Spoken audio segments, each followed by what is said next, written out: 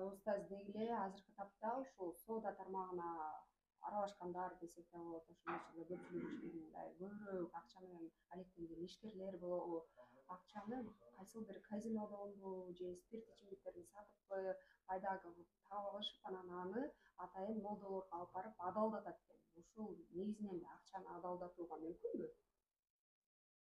Эми акчаны адалдатууга мүмкүнбү дегенге бул фатва чыгарыш керек да. Фатваны бул муфтият чыгарат.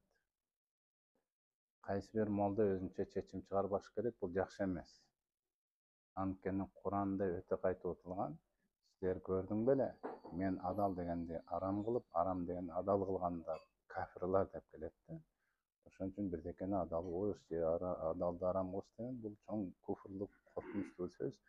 Ошон үчүн муну менен только муфтият фатва берип иштеш керек. Бирок менин билишимче, ал жакшы эмес.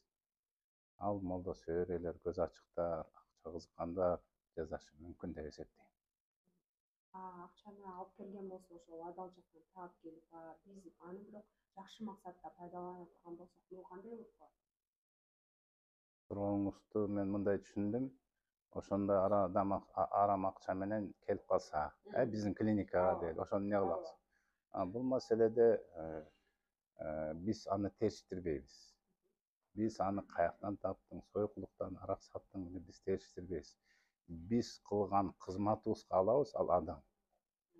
Ошол эле учурда баягыда чыгып атат, арам акчага муфтият салдырды. Муфтият дагы анда кайрымдуулукту териштирбейт.